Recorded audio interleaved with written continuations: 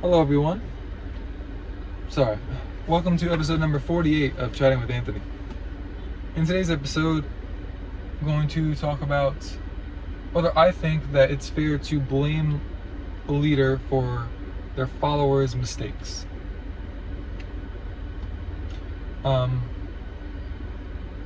would like to start out by saying that please remember that you can always guide a horse to water. It's difficult to make it drink it.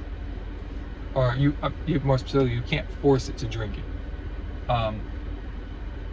Now you can definitely try different methods to try and coax it into drinking the water, especially if you know that the water is healthy water and good for them. But a part of the leader's job really is to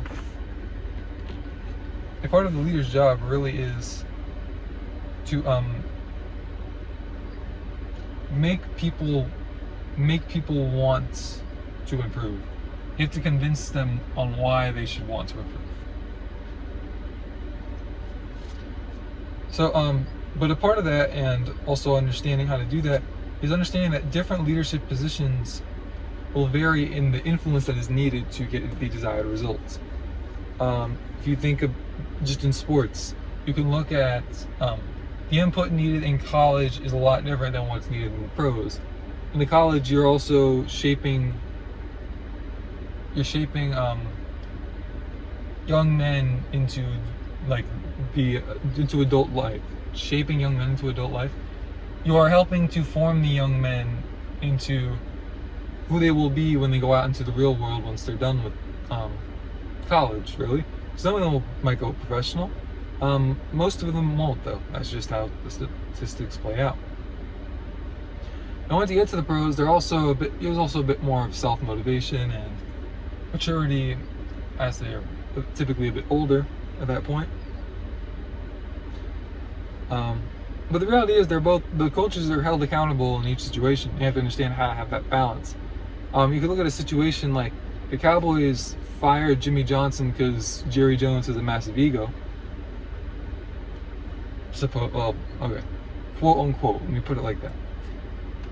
That's just my opinion. But they hired a guy named Barry Switzer. Now, from every account that my father has ever told me the story, because I don't look into Cowboys Super Bowls, because I'm a Giants fan and I just don't want to do that. Essentially, Barry Switzer's job was just go stand there with the clipboard and give a nice pep talk. And they won a Super Bowl his first year as head coach. I don't know how long he lasted as the head coach of the Cowboys, but and I'm not saying this to knock Barry Switzer, like, good for him, it worked out. But different teams in the same league will require different types of leadership. You have to get people in the right mindset and a cohesive mindset, even, to work together and achieve a desired result.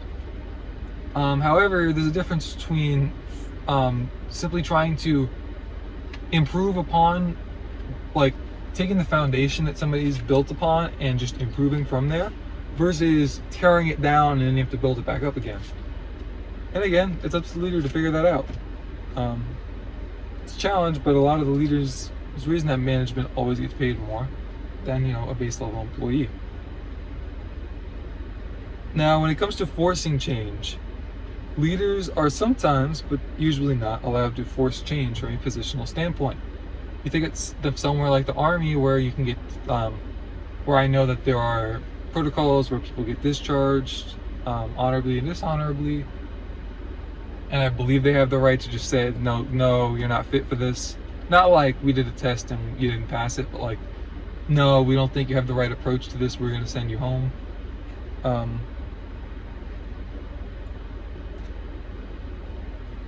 That level of autonomy, that level of authority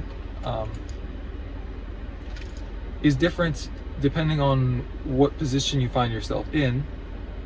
However, again, the leader is still held responsible.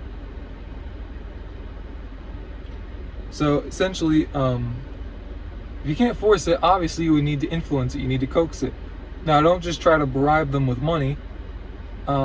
although paying people handsomely definitely does help motivate them. You do also need to utilize influence over force.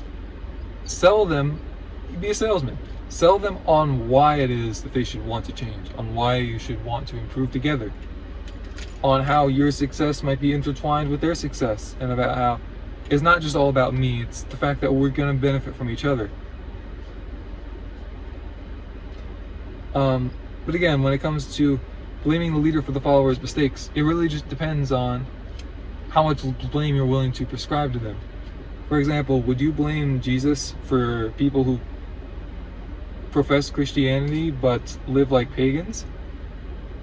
You look at sports, would you blame like Popovich or Belichick for some of the bad seasons they've had over the last like 5-6 years?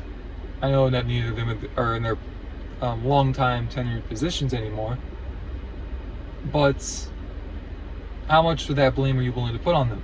When it comes to Jesus, he was perfect, so you can't really blame him. When it comes to sports coaches, they definitely deserve some of the blame, but how much? And is it enough that's worthy of them being fired? Now, I actually don't remember. Did Belichick retire or did he get fired? I want to say he retired and then went to UNC, obviously. Popovich retired, but because of health stuff. Just that. I was really looking forward to him coaching Wemby. But I'm sure he'll still have his hands on. He'll be hands-on because he'll still have the management position. Not management. Front. Sorry, I'm tired. I don't know the position. I don't know what it's called. Front office position. There we go. But again, to answer the question, is the leader to blame for the followers' mistakes? I would argue you can only assess that through critical thinking, using information that I've given and other information, because I know I didn't cover everything there is to know about this topic. But each situation is unique. So to answer the question, it is a definitive maybe sometimes. And I would say in a lot of issues, yes, because I would argue that proper leadership is scarce nowadays, which is why I say a lot of times I think you can blame leadership. And but why leadership isn't as bountiful as it should be, I think it's a topic for another video actually. So I'm gonna leave a little bit of a cliffhanger, and hopefully I'll remember to write this down and actually make a video on it. So yeah, that's all I have for today. You guys stay safe. God bless. See you bothos in the next episode, and have a nice day.